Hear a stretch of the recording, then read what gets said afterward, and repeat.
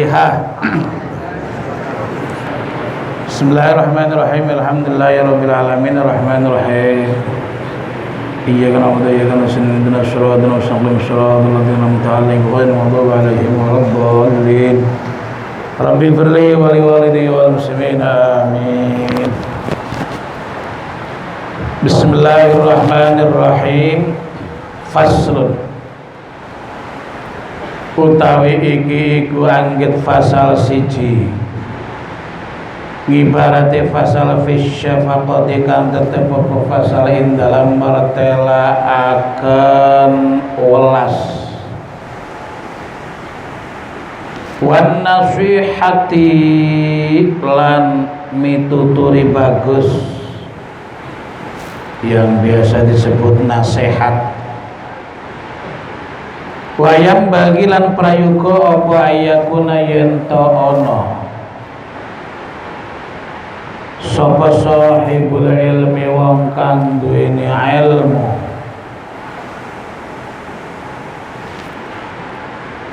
ana iku musfikon welas nasihan tur kang nasihati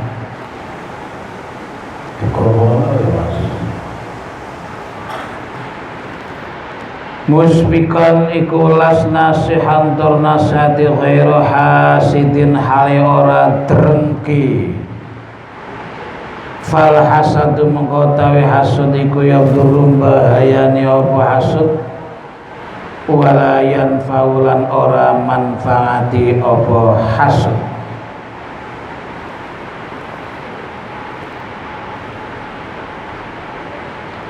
Orang yang berilmu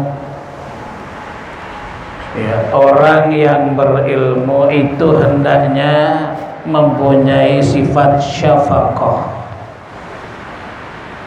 Syafaqah itu yang biasa kita sebut welas.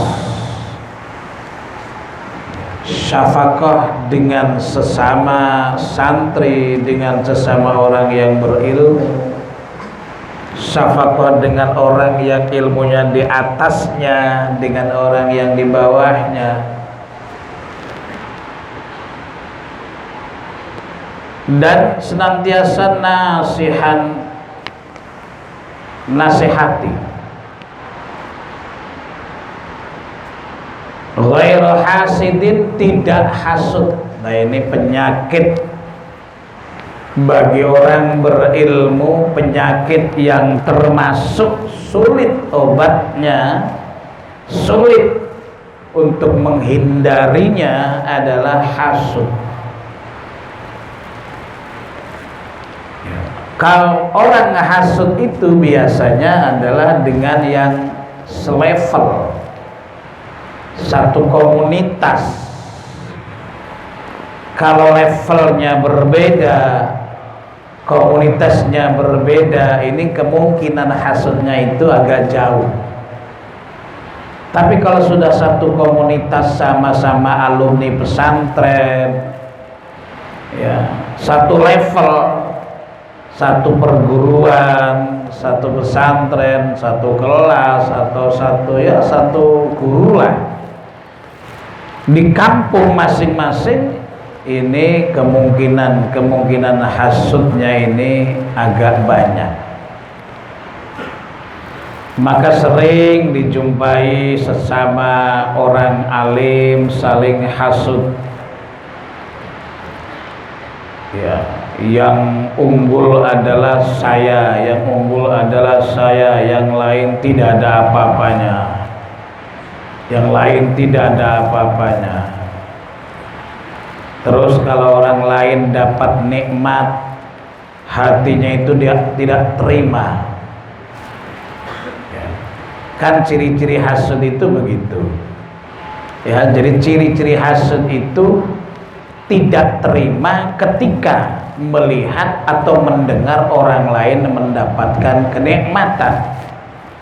Rasanya itu tidak terima kalau dia yang dapat nikmat, mestinya saya atau orang saya atau orang yang saya senangi. Itu biasanya begitu, itu hasud. Ya. Biasakan hati kita itu jauh dari hasud. Caranya bagaimana?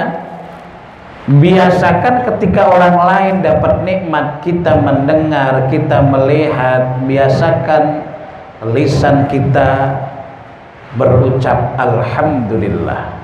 Hati kita biasakan untuk ikut senang atas orang lain yang mendapatkan nikmat.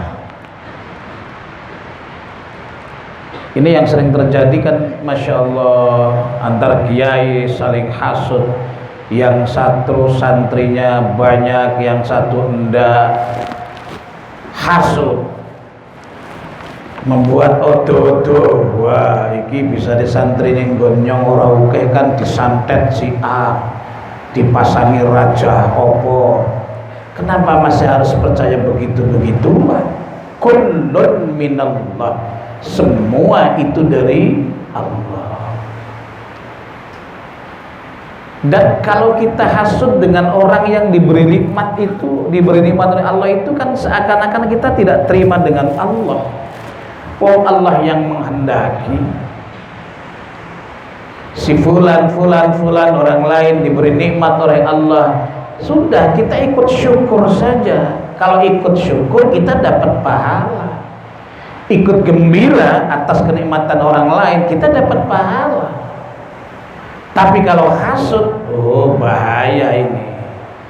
Orang yang hasud itu bahayanya satu, dia tidak pernah mengalami, tidak pernah merasakan hidup tenang.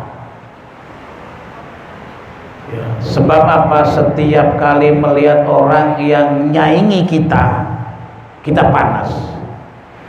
Padahal setiap kali, setiap saat pasti kita akan bertemu dengan orang yang di atas kita. Ibaratnya orang kaya, biasanya kalau orang kaya dengan yang lebih kaya, ini kemungkinan hasudnya lebih besar. Lah kalau hasud, lah pasti di atas orang kaya ada orang kaya. Kita keluar rumah saja, ke pasar misalnya, langsung kita ketemu dengan orang yang lebih kaya daripada kita. Orang pinter misalnya, kita keluar rumah, kita keluar kabupaten saja, kadang ketemu dengan orang yang lebih pinter dari kita. Dan kalau kita terus hasud, ya kita harus payah terus. Hatinya tidak pernah merasa tenang. Tapi kalau kita biasa bersyukur ketika melihat orang lain mendapat nikmat, apalagi dirinya sendiri, melihat orang lain dapat nikmat saja ikut terima kasih kepada Allah, ikut bersyukur kepada Allah, apalagi kalau diri kita yang dapat. Melihat orang lain dapat nikmat ikut bersyukur, dapat pahala. Keluar rumah ada orang yang lebih kaya dari kita, alhamdulillah, mudah-mudahan berkah. Kemudian keluar rumah kita ketemu dengan orang yang ilmunya di atas kita, alhamdulillah.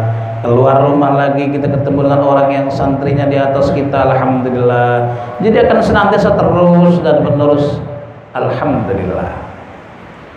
Tapi kalau misalnya hasud, waduh payah ini. Ya, tidak pernah merasakan hidup tentram satu. Yang kedua, Rasulullah SAW pernah bersabda, iyyakum wal hasada, fa innal hasada yakulul hasanati kama ta'kulun nar al hatba. Ya, jagalah diri kamu, jangan sampai kena jiwa sifat hasud. Jauhkan diri kamu dari hasud. Fa innal hasada, karena sesungguhnya hasud itu yakulu hasanat, menghabiskan kebaikan, kama ta'kulun narul hatba, sebagaimana api membakar kayu bakar. Bayangkan orang mengumpulkan kayu bakar segunung besarnya misalnya, ini berapa tahun, berapa pohon yang harus ditebang untuk bisa mengumpulkan kayu bakar segunung besarnya, berapa tahun lama itu. Begitu kumpul kena api sehari habis, habis semuanya. Begitulah Rasulullah menggambarkan hasud itu memakan kebaikan, sebagaimana api memakan kayu bakar. Maka sekali lagi santri-santri, biasakan kamu ikut senang, biasakan kamu ikut bersyukur ketika melihat atau mendengar orang lain mendapatkan nikmat, agar dijauhkan dari sifat hasud. Wallahu a'lam. Al-Fatihah.